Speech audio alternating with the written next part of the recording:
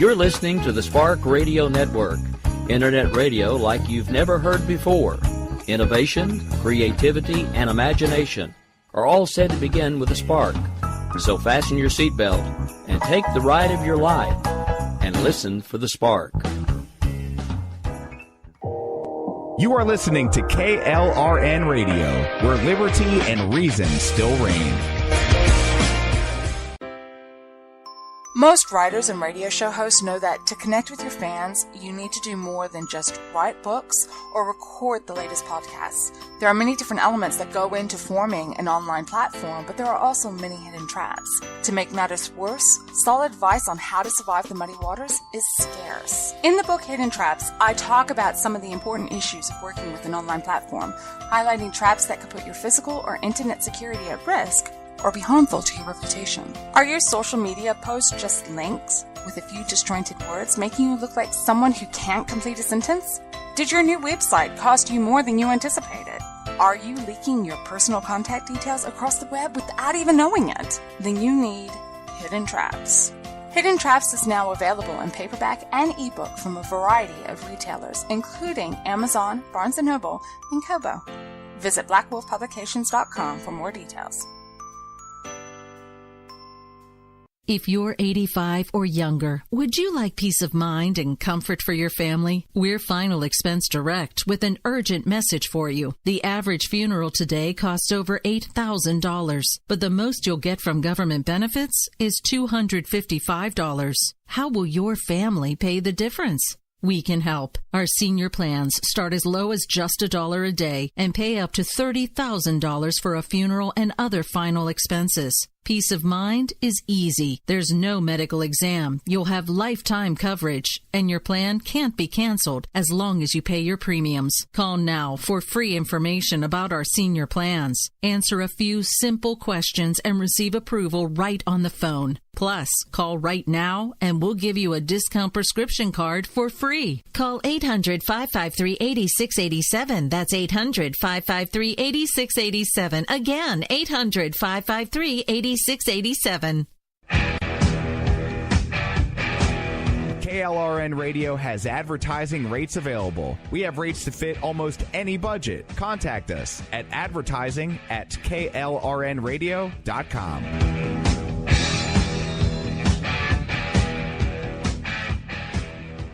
Attention business owners and independent contractors. This is a money-saving message from Tax Mediation Services. If your business owes $20,000 or more in taxes, we can help you today, right now. Listen, dealing with the IRS is no picnic. It's an intimidating and extremely stressful process, and you don't want to go it alone. Our attorneys know every law, every tax break, and every possible opportunity to help you resolve and reduce your tax debt. And if you owe more than $20,000, you may be at the top of their hit list. So don't take your tax debt lightly, because it will not go away on its own. The IRS can seize your bank accounts, your home, and even shut down your business. Call our tax experts today at 1-800-783-0810 and let us deal with the IRS while you focus on your business. That's 1-800-783-0810. Again, that's 800-783-0810. My son was in the Army back during Desert Storm,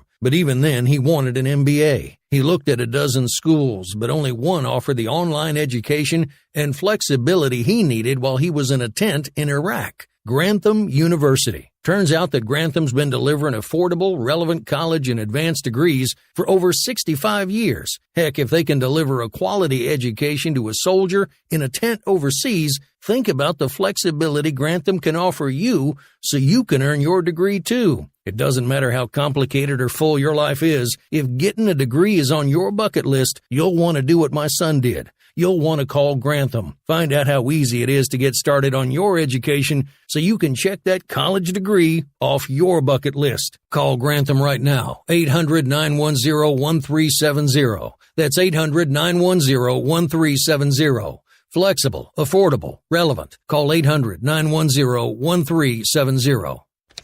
Sometimes writers feel lost, unsure why a passage may not be working. It takes another set of eyes to help us nurture our writing into full maturity. At Black Wolf Editorial Services, we strive to enable writers to develop and grow, offering manuscript critiques and line edits through a mentoring editorial style. We also offer assistance on generating a writer's bio for your websites. Black Wolf Editorial Services, nurturing your writing into maturity. For a full list of services, visit blackwolfeditorial.com.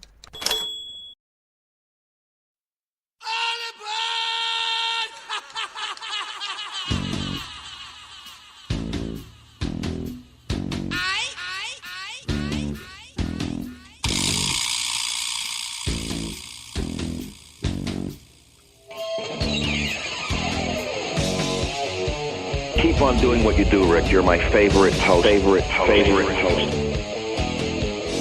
going off the rails on a crazy train. I'm going off the rails on a crazy train. I have come here to chew bubblegum and kick ass. And I'm all out of bubblegum. Good evening, ladies and gentlemen. This is America Off the Rails. I'm your host, Rick Robinson. We are live right now on KLRNradio.com. And as you could hear, we did the intro a little bit differently this evening because we actually have a guest with us, and it's Jessica Sanders from Jessie's POV as well as Jessie's Coffee Shop. Anytime she comes on, we kind of throw most of the show rules out the window. So we're going to do the normal station standard break at about the half hour instead of doing the network standard stuff for everybody else. Only because I like having her on, and it gives her more time to talk, and she's not like, you gotta stop me every time I'm about to make a good point. I hear that from every other guest, so for her, I'll cut her some slack. Good evening, Miss Jess. How are you? Well, I thank you for cutting me some slack, Rick. And boy, oh boy, there is so much going on in this world, and it's just absolutely chaos. I mean, you've got the chaos over Kavanaugh, which has been pushed to the back burner. Thank you, Russia. You've got, excuse me, Mr. Frog wants his 2 cents. You too, huh? I'm having that same problem. That's part of the reason why I was glad you asked to come on. Oh, I just finished dinner about 5 minutes ago. I wolfed down dinner in between shows. So anyway, then you've got the NATO summit. You've got the UK visit, which people were saying, well, it's not a state visit, blah, blah, blah, blah. It's a state visit. It's a state visit. No, it wasn't an official, formal state visit. It was just a, hi, how you doing trip. So take a chill pill.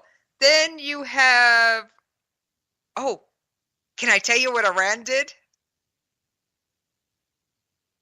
Yeah, go ahead.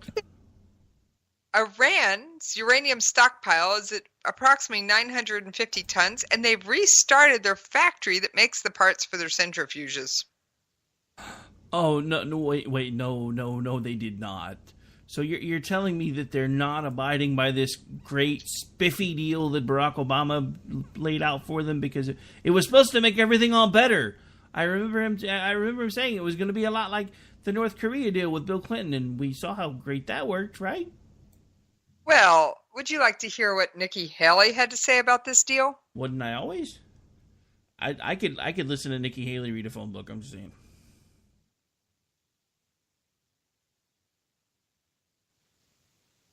Let me get it queued up here for you. I was going to say, if you're playing audio, I'm not hearing anything, so. Nope, I was fishing for it. As President Trump announced on October 13th, the United States is taking a new approach to Iran by focusing on all of the regime's destabilizing behavior. That means we are not just focused on the nuclear program. We're also taking a hard look at Iran's ballistic missile program, its arms exports, and its support for terrorists, proxy fighters, and dictators. Our new strategy was prompted by the undeniable fact that the Iranian regime's behavior is growing worse. The nuclear deal has done nothing to moderate the regime's conduct in other areas. I'd have to agree with her almost 100%. Yeah, I would have to agree as well. You know, of course, most of the leftists probably aren't going to, but who cares? I don't. And then there's this one about their general behavior in the Middle East. Always a favorite on my show.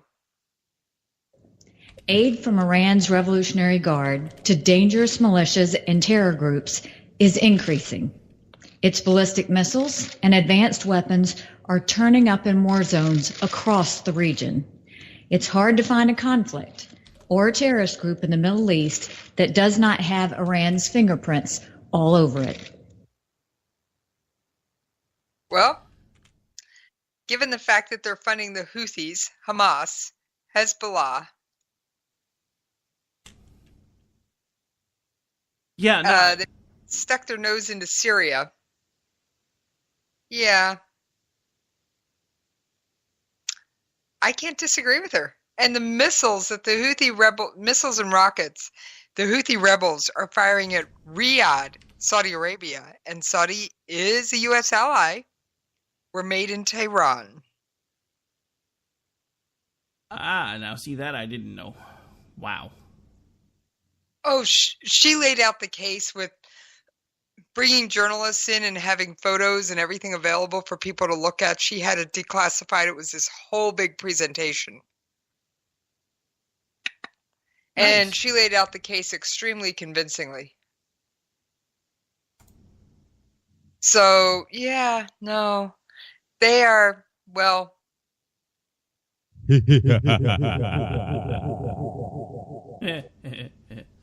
That's funny. Now, one of the U.S. things that's caught my attention, and it was just a throwaway line at the bottom of an article, was somebody pitching a fit about Air Force One M&Ms. All right, folks, President Trump is not the first president to have M&Ms with the seal of the president and his signature in boxes on the plane. It is part of, quote, Air Force swag. Every president, and I've got pictures pulled up of Obama. Reagan had boxes of jelly beans, but you'd expect that from Reagan. They also have seal of the president aboard the presidential aircraft matches. Don't ask me why, because you can't smoke on Air Force One. Well, I guess the president can get away with anything they want, but they have so many different pieces of Air Force swag, Air Force One swag. You can look it up online. He is not the first president. He is not going to be the last with it. It just exists. So it's just, I mean, Reuters did a big piece called Welcome Aboard Air Force One a few years back. And of course, by the way, we just ordered 2 more Air Force Ones, but they're going to be red, white, and blue instead of blue and white. Oh, nice. Exactly. So you get a Welcome Aboard Air Force One card or placard, and you also, you know, there's everybody on there has passes, credentials, so it's not uncommon to see a lot of that. But also, it's one of those, there's a ton of swag on the plane. You get a certificate for your first flight. And it says guest to the president, flight certificate, Air Force One. It resembles a degree.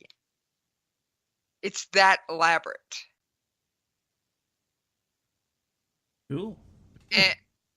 And so people flipping out over boxes of M&Ms can just take a long walk off a short plank. I'm sorry, I'm waiting for this to blow up somewhere. Yeah, I don't really understand I mean, I could kind of see it from maybe, you know, everyday average American perspective, because we're like, okay, so if this is part of everyday president swag, how much are we spending every time we got to elect a new president to swap out the M&Ms? But it's out of a special budget, right? It's doesn't, from my understanding, you know how the White House has these committee people that raise money to redecorate and do Christmassy things and all that? Yeah. My understanding, it's out of a similar pool of discretionary, not necessarily taxpayer funded. And from what I hear, M&M's donates the candy. Huh. Well, that would be pretty cool. I mean, if they're donating the candy. Right. The just have to pay printing of the boxes. Well, I think what has everybody incensed about this is, they're convinced and Trump is finding ways to make money off of the presidency, which, is bad apparently, even though, Bill and Hillary Clinton were broke when they left the White House, and now they're not.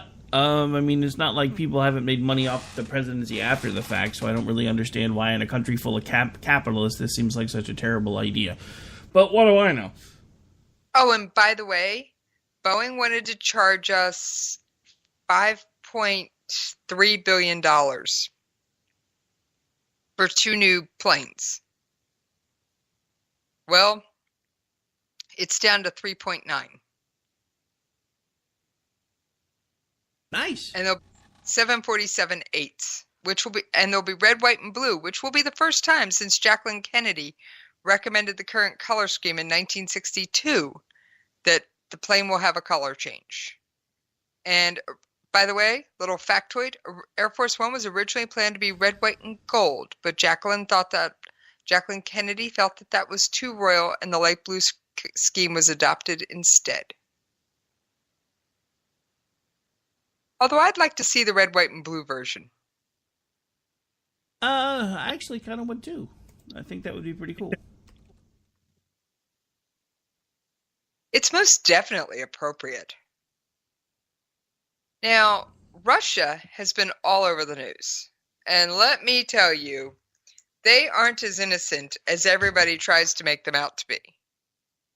Now, first of all, we aren't as innocent either. We have interfered with elections ourselves. And I'm sorry. Pot, stop calling the kettle black. Yeah, they took it a little bit further. But what about when Obama paid people over in Israel to try and unseat Netanyahu?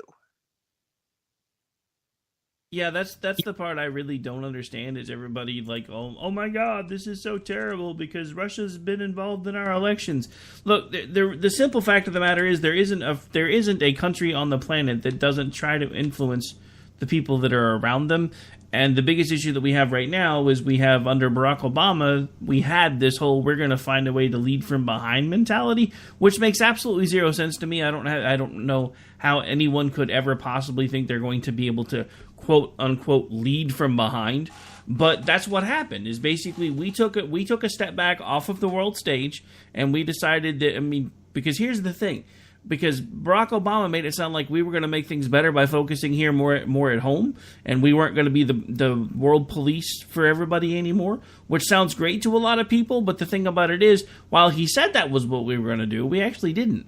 Donald Trump is managing to do both. He has us focusing at home. Things have, in a lot of ways, have been better than they've been in a very long time. And we're also cleaning up a mess that has become an international mess with all the different countries and different foreign entities that we're finding out have been somehow involved in this most recent election cycle. We now have information coming forward that apparently China had access to everything on Hillary's server. We know for a fact Russia was trying to find ways to influence our election most recently, and I don't think they planned on stopping anytime soon, because I don't think they expected Donald Trump to be the president that he's been so far. And I think that's part of the reason why they had this meeting. I really wish we had the ability to hear what they talked about behind closed doors. I know we're probably not going to know until years and years later, but I have a feeling that behind closed doors that meeting went a lot differently than it did in front of the cameras. Because you can't tell me, no matter what Donald Trump said in front of the cameras, that he didn't know that Russia did something. But the thing about it is, he can't say that, or he couldn't until he got home and started being lambasted. Because as soon as he admits, well, Russia definitely interfered in our elections, you're illegitimate. Your entire presidency should be removed. You should be stricken. It never should have happened. We should get a reset. Hillary should be installed immediately because she's the rightful president of the United States. You just admitted Russia interfered with the elections. I did, but I never said that I helped them. So what did I do? But that's the thing. The media has painted him into this corner that he doesn't have any way out now, because and now that he's starting to, because he did when he came home, he admitted, look, I agree with my intelligence people. I think that maybe there was something going on, but I can tell you there was no collusion on my part or my team's part, but they didn't hear that part. All they heard was, see, he just admitted Russia interfered in the election. Hillary's president. I've seen it for 2 days. It's terrifying. Pink hat wearing, protesting. You left a word out, but I'll let it slide. I left what? You left a word out. There's not just a pink hat, but we'll let it slide. I know. Pink hat wearing, special snowflake, protesting nincompoops, because I don't like to swear on air. It's after dark. You can let one fly. It's okay. Have got to learn that, even if Trump resigns, it's going to be Pence. If Pence resigns, it's going to be Ryan. There's such a thing as succession. If Trump resigns, it's not automatically going to be Hillary. Hint, the Electoral College voted for Trump. Never mind what the populist vote said. Hint, it doesn't matter. And if we didn't have the Electoral College, there'd only be 4 cities in this blippin' country you'd have to campaign in to become president. And that wouldn't be fair. Well, now, you know. I was going to pull up an audio. I was working on pulling up an audio clip. Knock yourself out. So it's from one of several press conferences, and I'm not sure which one because, well, I got the clip, but it's not linked in yet. But we're going to see what it has to say. It's about Russian hacking. According to the allegations in the indictment, the defendants worked for 2 units of the main intelligence directorate of the Russian General Staff, known as the GRU. The units engaged in active cyber operations to interfere in the 2016 presidential election. Okay, that was our own Justice Department, Rod Rosenstein, talking about this. And by the way, Heather Nauert had some interesting things to say at the State Department presser, because I'm sure most everybody watches the White House one. How many people watch State? I will freely admit I normally don't. I have been a little more lately, but I missed this one. Well, is that the overall assertions that have come out of the Russian government are absolutely absurd. The fact that they want to question 11 American citizens and the assertions that the Russian government is making about those American citizens, we do not stand by those assertions that the Russian government makes. The prosecutor general in Russia is well aware that the United States has rejected Russian allegations in this regard. Those have been refuted by, among other things, the Southern District Court of New York in other cases that are somewhat related. Instead, we continue to urge Russian authorities to work with the U.S. Department of Justice to pursue those in Russia who, in fact, perpetrated the fraudulent scheme that Russia refers to. That targeted not only Mr. Browder, but also his company and others, and also the Russian people as a whole. I think Heather Nauert hit the nail on the head. Yeah, that was actually really good. And that's why I wanted to play that one, because I know you don't catch, I'm probably one of the few people who watches the state press conferences as much, if not more, than the White House press conferences. Yeah, honestly, I work all the time. So, most of the time, if I'm catching press conferences, honestly, most of the time I'm catching bits and pieces from, YouTube or one of the news apps that I have. I have 4 billion news apps on my phone. I actually figured out that through Facebook, there's actually now news channels that you can follow along with. So, I get all kinds of alerts on my phone now that I never used to get.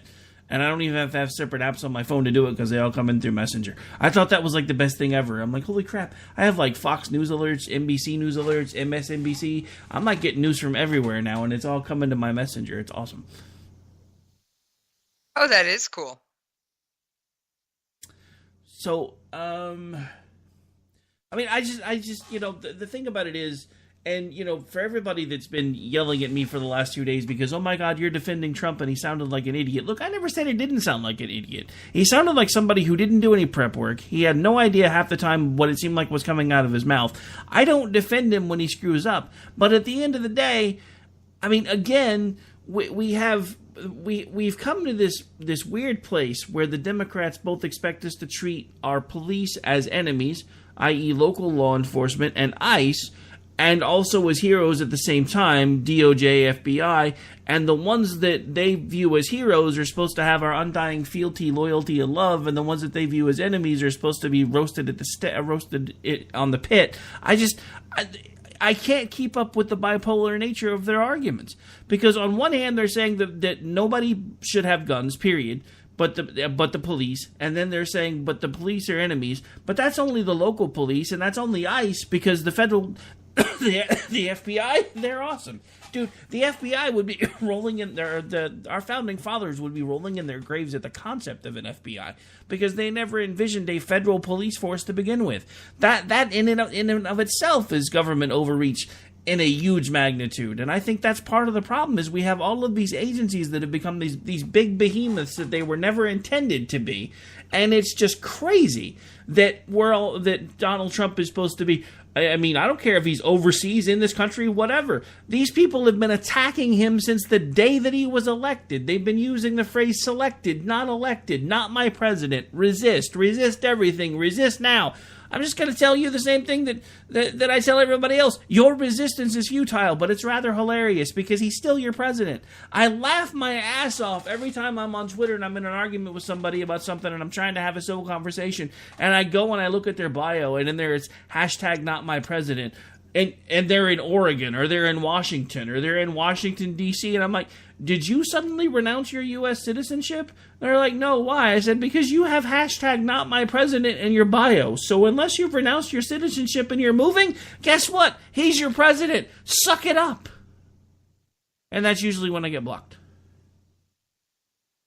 Well, for everybody who is an American citizen, hint, all of you, yes, he is your president, and there's not a bloody thing you can do about it.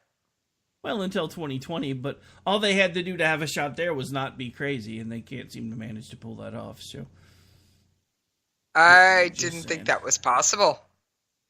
Well, I mean, I honestly was a little concerned when I saw how angry they were all getting, but they've passed anger. Because the thing is, you know, when you start looking at the electorate, you start actually looking at the numbers, and that's part of what I have to do, and it's part of what I'm learning to do, because it's not anything I used to do on a regular basis, but now that I've done this for a while, I'm actually starting to figure out a lot of the mechanics. One of the things that I've noticed, if you go back and you look at history, a mad electorate votes. So what concerned me is there for a while, the left was really, really angry. But they've passed the point of anger to the point where now they're in hysteria mode, to the point where it's laughable to watch them. That's like I just saw James Comey, the disgraced former director of the FBI, put out a tweet earlier today that if you don't vote Democrat, you're a traitor. Because this isn't about personal ambition, it's about the good of the country. Tell me what it is that the Democrats are pushing as far as a platform, or what their plan is that is supposedly going to make things better for this country, other than we're going to find a way to get rid of Trump at all costs, and if you don't like it, you're a Nazi. Because that's their plan right now. That's their entire movement. No, you've left out an important plank. They're going to raise your taxes. Well, yeah. Well, that's kind of a given. They said the second those things passed. When we get the majority back in 2018, those crumbs are gone. That's an insult to the American people because it's crumbs. Let me tell you guys something.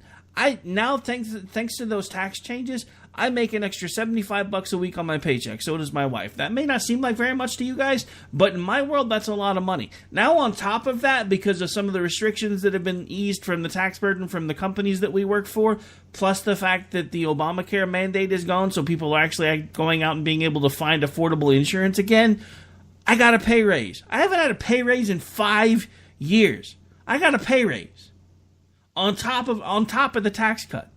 Now, are things better? No, because it's going to take forever to dig myself back out of some of the holes that I had to put myself in when insurance kept getting more and more expensive. And I've got kids that have to go to the doctor, so I don't have a choice.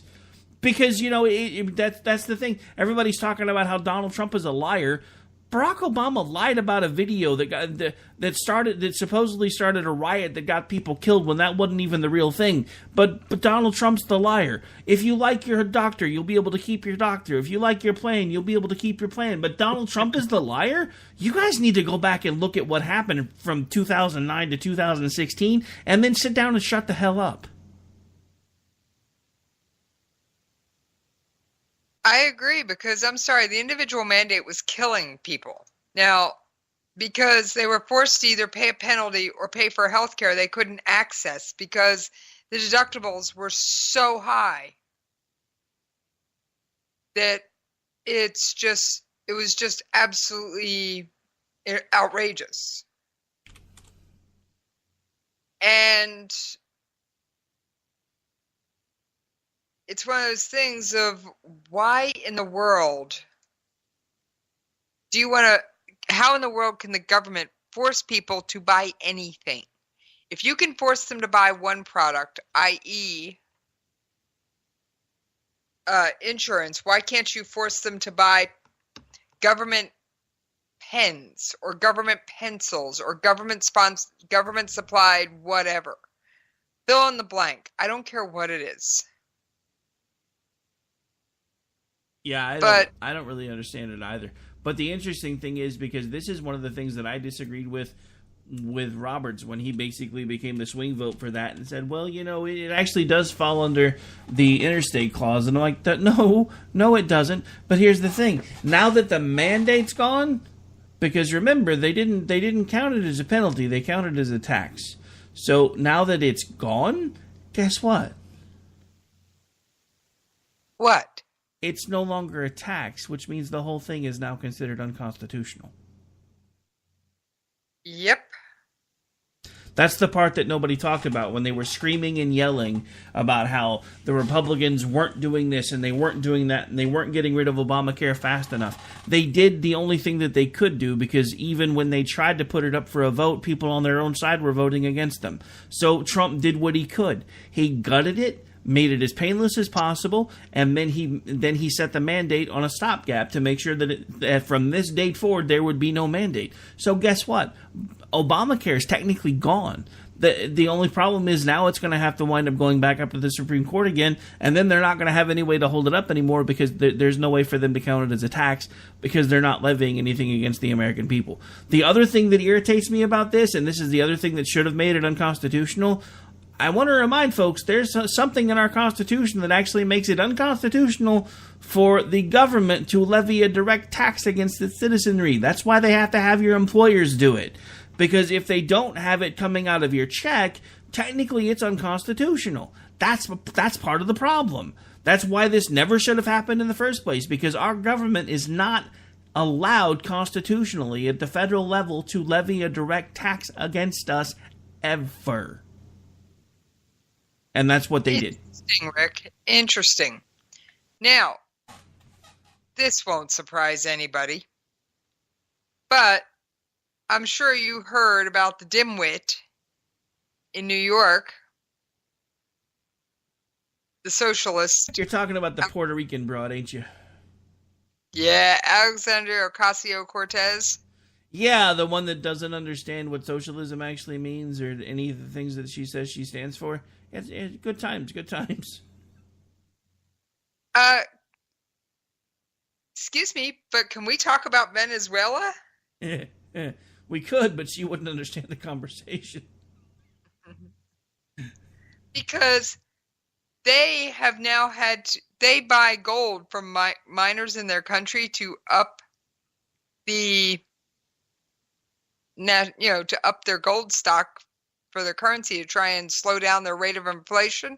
By the way, do you happen to know what their rate of inflation was last year? I do. I could probably look it up, but I don't want to cheat. I'm going to probably say it was about 500%, though. How about 46,000? Wow, I was really low. 46,000% inflation. Yeah, that's what. By the way, don't eat crab meat from Venezuela, according to the CDC and the FDA. Does Venezuela even still have crab meat? I mean, I heard they were like eating people to survive. So they export it. Yeah, I'm not sure I want to eat anything from there, ever. Never, ever, ever, ever, ever. Because, I mean, no matter what they tell you is in the package, for all you know, you're eating dog, because that's what they're eating. Just saying.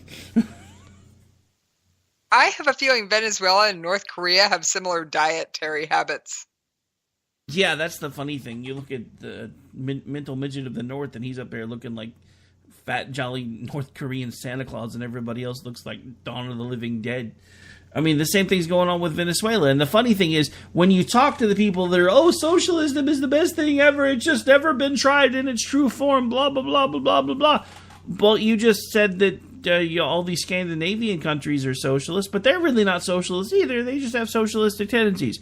So why is it that you call those countries socialist, but Venezuela isn't socialist because its socialistic tendencies didn't work? Because it's all socialism, and socialism doesn't work. People need to remember history. When this country, before it was a country, when we found this place, we made several attempts to make commune-style communities that were basically miniature little communist areas, and they all starved to death until capitalism.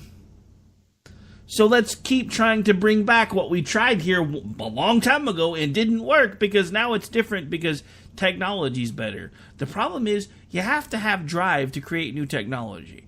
So here's the issue, because this is what I've noticed happening in this country more and more. We have all of these technology companies that are gobbling each other up. T-Mobile and Sprint just bought each other to make them like the biggest freaking wireless company ever next to AT&T. Now AT&T has DirecTV. They have Uverse. They just made a deal to buy Time Warner, I think. It's getting to the point where eventually there's going to be one company left. And guess what? When that happens, all innovation is going to die because you only have one choice. That's what happens in communist and socialist countries. The government starts running everything, so you don't need choice, you don't need competition. But when you don't have choice and you don't have competition, nothing gets better because you only have one option. And that, I did an interview with a immigrant from China who was running as a libertarian candidate for, I think, Congress or Senate, I don't remember which, a number of years ago. And when the first time she walked into Walmart and saw all of the choices, she was literally in tears. Now, she lived in China through the Cultural Revolution, so you can only imagine the shock on her face. Yeah, unfortunately. And I don't want to give up on my choices, and I'm waiting for the anti-monopoly laws to kick in. I've been waiting for that for a very long time. I don't think it's going to happen. I mean, because the we'll go through it. The pendulum will break back the other way, just like it did when AT&T had all the baby bells. Yeah, but I mean, to do that, I think somebody's going to have to actually initiate it. What actually wound up breaking up all the monopolies is, remember, Reagan just said, okay, enough is enough. We have laws against this crap, and we're not doing it anymore. Trump is still allowing the Federal Trade Commission to be the one to determine whether or not people are allowed to buy stuff. And I really expect it, especially since AT&T just gobbled up DirecTV not too long ago when they were like, hey, we're in this deal to buy Time Warner. I was like, okay, this is going to be it. This is going to be where they say they have to stop. And they didn't. I'm sitting here going, we have these anti-monopoly rules for a reason, so I don't understand why these things are not happening, because we're going to wind up getting back to the point where we basically have government-run companies, which is what these people want in the first place, which I don't understand, because it gets rid. I mean, it's good for them because it gets rid of competition. You don't have anybody. I mean, you're the only game in the country, so you don't have a choice. That's one of the reasons why I don't like the way electric companies are run here in this state, Oklahoma, because we have several different companies, but instead of being able to freely compete with each other, they're all regulated to different geographical areas, where in other states like Texas and a few others, there's actually 4 or 5 different companies that you can actually you can actually get the best price for your electric, because there's 4 or 5 companies that are fighting with each other for your business. OG&E's big enough around here. You don't like them? Good luck with that. You better have a generator. Yeah, I mean, honestly, this is the first time I've lived in Oklahoma most of my life. This is the first time I've not ever had OG&E. I have to tell you, I have OEC, which is an electric cooperative. And I have to tell you, there are things that are different. So it's like if we're short 1 month or something, it's a bit more of a struggle because I can't just say, hey, I'd like you to split this bill into 6 payments and then pay a little bit and keep on going, because they don't do that. But the service has been a million times better. Like, I don't understand what happened, because when I lived in the city, it was like I was seeing all these news stories all the time about how people out here were always losing power. And if you're out in the middle of nowhere, you'd say, like, this storm came through, 3,000 people down towards Norman don't have electricity, 3,000 people up towards Deer Creek don't have electricity. Now it's like every time I turn on the news, the people in the major cities are the ones that don't have electricity. And I'm like, maybe I'm glad I don't have OG&E anymore. I think they've bitten off more than they can chew. Anyway, didn't mean to take that I think cooperatives are great things. I mean, that's why, it was a Liberty Health Share? Yeah. That's why things like that need to be celebrated. Oh, and speaking of other topics, we were talking about taxes and crumbs. There's a push for a nationwide soda tax. No. Exactly. Not only no, but hell no. I'm sorry. No. Oh, and on another, just flat out, I gotta tell you this one. You know how, the basketball player that goes to North Korea. Dennis Rodman? Yeah, do you know who he wants to take with him on his next trip? No, but I'm sure you're about to tell me. Kanye West. Because he wants to do a Leaders of Love song for KJU. Nice. Can we just make a deal to leave them both there? Is that possible? I wouldn't miss him. Sorry, Kim. I know you apparently love the dude, but I'm just saying. They both need to stay. I don't know. Anyway, we won't miss them. Well, I mean, we may not miss them, but in that country they'll stand out like sore thumbs. About 4 foot taller than everybody else. 4 feet taller than everybody else, and yeah, they would be among the pampered pooches of Pyongyang. I'm sure. By the way, you know what else North Korea is so far snubbing us on? And this one gets my goat. What? They haven't started returning the war dead they promised to return. And that one item was actually in the written document that they signed at the summit. They've skipped the meeting. They've said they're going to start transferring as many as 55 sets of remains. They have over 200.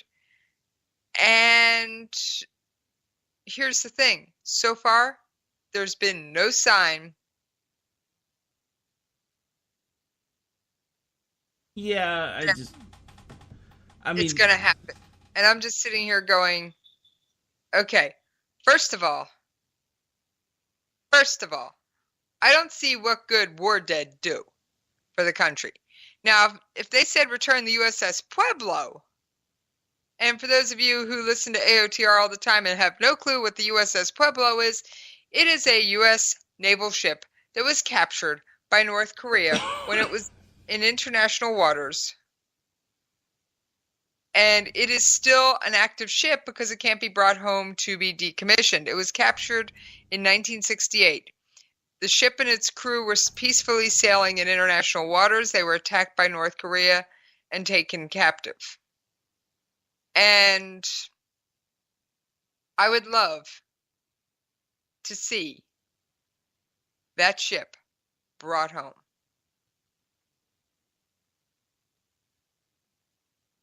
Yeah, that would be nice. Sorry, I was trying not to yawn. It didn't work.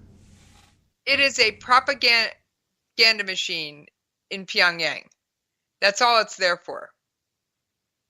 And they've turned it into this little museum. They've even put it on a floating barge. I mean, it's just, no. So, we've kind of completely blown through the break, so we might as well just keep going. I wanted to know if you've heard about this, because this was a new one for me, and this is actually happening out on the left coast. Big surprise. So this is happening in San Francisco.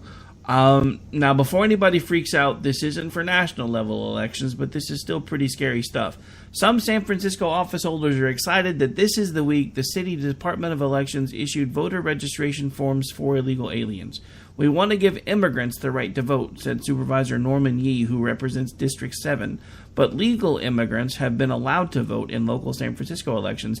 The new registration effort is for illegal aliens, or as the politicians say, the non-citizens. So what they're doing is in cities like San Francisco, because here's the thing. If you're a legal immigrant, and a legal immigrant, not an illegal alien, but if you're a legal immigrant and you have a green card, that green card doesn't give you voter status at the national level, but it will allow you to vote in a lot of local elections, because since you're at least a recognized member of society here, and your children are attending schools here, they want you to be able to make decisions about the school. So now they're about to extend that to the illegal alien folks. So my question is, and this has been my question all along, because they don't, but how is it that if you're getting a voter ID card, that when you go to vote at a national election, they're supposed to know that you're not authorized to vote at a national election? Because guess what? They don't track that stuff.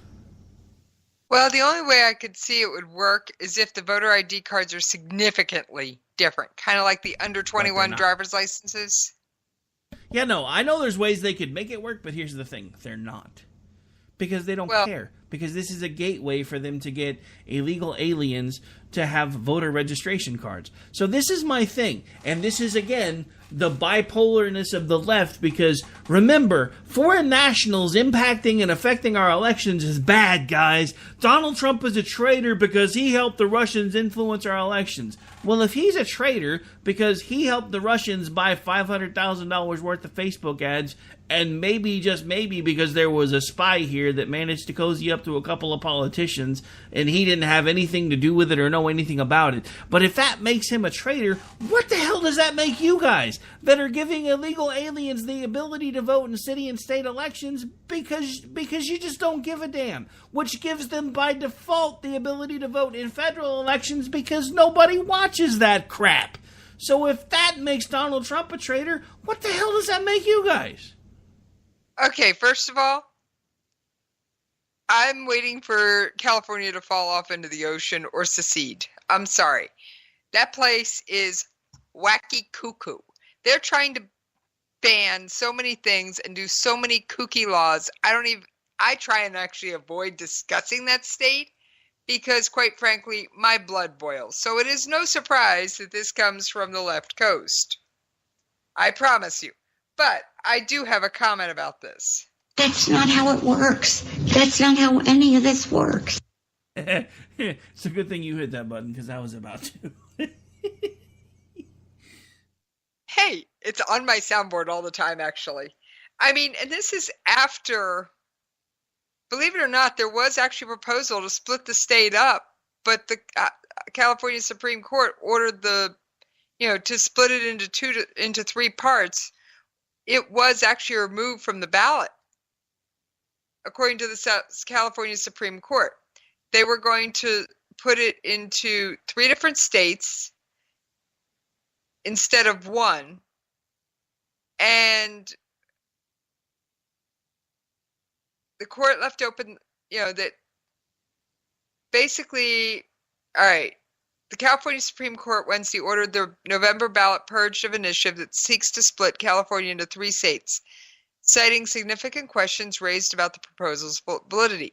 State election officials certified that supporters of the so-called Cal 3 measure, known as Proposition 9, had collected enough signatures to qualify for the ballot in the country's most populous state.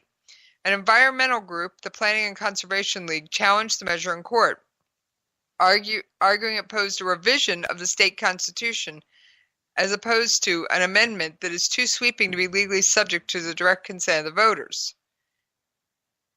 Now, that's why they pulled it off. And I would say it's pretty sweeping and yet would require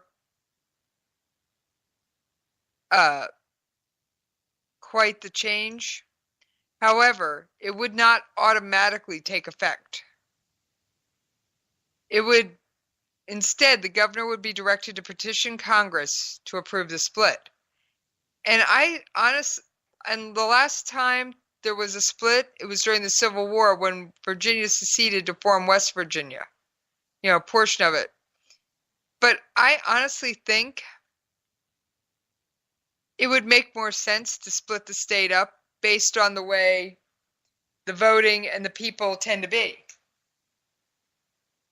Because the Northern California tends to be just a little bit, not a lot, a little bit, more conservative, at least fiscally. The southern portion, that's the kooky California sector. And then you've got kind of the middle of the road stuff. And it would make more sense to at least divide it in two, because how many times have you seen even cities and counties in California saying, we don't want to be a sanctuary city despite the state law. We don't want this, and fighting against their own state.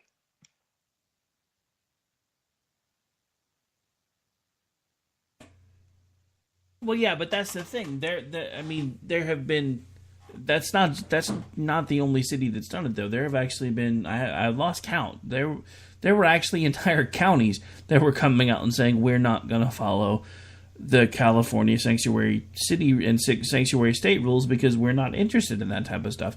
Our voters don't want that here, and that's why that petition started being circulated.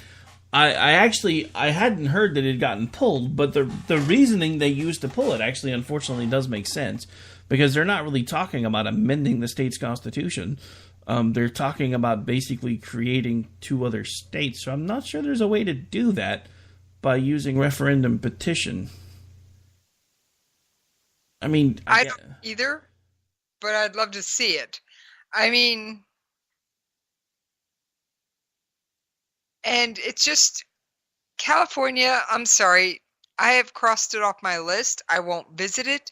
I won't vacation there. I won't spend my hard-earned money there. I'm sorry, California, you can keep your kooky California ways to yourself. I have no interest in you. And yes, unfortunately, that includes House of Mouse. But there's a House of Mouse in Florida if I'm really interested, and that's a lot closer to me anyway. Yeah, I don't know. I'm not really that interested in Disney. I'm still pissed off at him for screwing up Star Wars. So I said if I'm interested, which I'm really not. Oh, I know. I'm just throwing that out there because I'm still really mad about Disney screwing up Star Wars. But now, Sarah Sanders hit a couple of absolute home runs today at the press conference. I don't know if you heard any of them. I have not. So let's listen to them together. Let's cue up a couple clips and get some reaction. Woo. Now we are going to play somewhat of White House press clip roulette. Because once again, I got the clips. They ain't that well organized, but we're going to have fun with it. I want to read through a few of the things that we're doing. In May of 2017, President Trump signed an executive order to strengthen and review the cybersecurity of our nation and its critical infrastructure. The Department of Homeland Security has taken the lead in working with all 50 states, local governments, and private companies to improve election security. DHS has increased coordination among all election partners. 34 states, 52 county and local governments, and 5 election companies receive cybersecurity scans regularly from DHS. DHS plans to provide on-site risk and vulnerability assessments to all states that request it. So far, 18 states have requested this assessment. A new pilot program was launched to increase rapid response capabilities on Election Day, and in 2017, on-site cybersecurity support was provided. In March of 2018, Congress provided the Election Assistance Commission with $380 million in funding for election assistance grants to states. These are steps that we've taken to prevent it from happening. These are steps that we've taken because we see that there's a threat there. So it's not like Trump isn't doing anything to stop it from happening again. That's the thing. That's not good enough. As far as the left is concerned, it doesn't matter what he's doing because he shouldn't be able to be doing anything because, by God, he stole the election from Hillary Clinton and he used the Russians to do it. That's been the left's position since November 9th, 2016. Almost at 1916.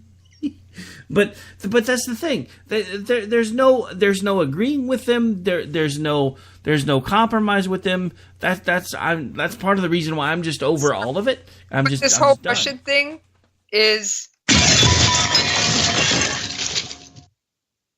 a train wreck. But I mean, that's the thing. They're not even looking at this logically, because if they really want to be upset with somebody, they should be upset with their anointed one, because this all happened when he was president. He didn't do anything about it. He knew about it as early as August and didn't say anything until October, because he was listening to the mainstream media and looking at the polls, and there was a 93% chance, according to the polls, that Hillary Clinton was going to be president of the United States, which means he didn't have to say anything, and he didn't want to be viewed as trying to meddle with the election or make things worse, so he sat on the information until the very last minute when he didn't think it could cause any damage. Oh, let's talk about another one. John, with that, Sarah, is voter suppression? John, go ahead. Sarah, is voter suppression included with that, please? If we could go on. I'm just asking you a question because you choose not to call on me. Is voter suppression part of that election process that the president is trying to look for? John, go ahead. Oh, you're not going to answer that? Voter suppression is a huge issue that a community in America has asked about. You're not going to answer me. John, go ahead. That's all right. Fine. Thank you. That reporter, in particular, has given Sarah Sanders absolutely nothing but grief, time and time and time again. In fact, should I let your audience in on a secret? Sure. Year-end special, we're putting together some of Sarah Sanders' greatest reporter smackdowns. A mashup of them all. Woohoo! You might need to throw some audio comments, sound effects in there. Because awesome. She has become an expert at the reporter smackdown. This is true. So that was her just being stubborn, going, nope, I'm not answering you. All right, well, believe it or not, we've gone commercial free. We're down to about 2 minutes to the bottom of the hour. Anything else you want to touch on the way out? I just want to say thank you for inviting me on to talk U.S. politics. Sorry, top of the hour. I'm tired. Or top of the hour, whatever. I know where you're going. I just want to thank you for inviting me on to talk U.S. politics, because I don't often get a chance to discuss this stuff. Kooky California can keep itself, and White House M&Ms are presidential M&Ms on Air Force One are part of the swag. Get over it, people. It happens with every president. And who cares if Trump has 12 Diet Cokes and 2 scoops of ice cream? I don't. Find better things to pick on. Pick on policies. I can understand you being upset when Trump's indicated he believed Putin over his national security apparatus. Well, he was standing in Russia. It almost made sense for him to say that whilst, to make some kind of stupid comment there, but I didn't like it, and I think it was wrong. So, backtracking to the M&Ms on the way out, were there peanut M&Ms when Carter was president? Do we know? Yes. So, we went from peanut M&Ms to jelly beans, and on the Trump plane, is it plain or peanut? Do we know? Don't know, but I do have one other thing to add. My condolences to the family of the U.S. Secret Service agent that passed away on the presidential trip. Yeah, I just heard about that. That's terrible. Yes, he died of a stroke. His name was Special Agent Noel Edward Remigan. He was 42. He died in Scotland, surrounded by his immediate family and Secret Service colleagues. And he was a 19 years veteran of the Secret Service. So I'd like to extend my condolences to him and his family. And I wholeheartedly agree. On that note, we are going to get out of here, folks. I will be back with you tomorrow night for a double shot. And don't forget to tune in and hear Jesse's POV first. And then you'll hear Jen and Rick, followed by the Nightcap, America Off the Rails. I will talk to you guys tomorrow night. We are going to get out of here. I've got a project to finish. Yay. See you guys tomorrow. Bye.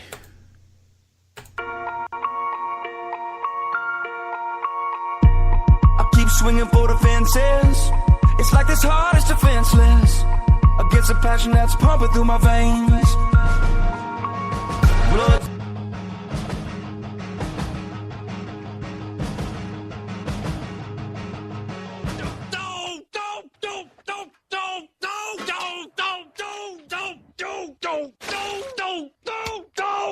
See you guys. I'm going home. Later. Game over, man.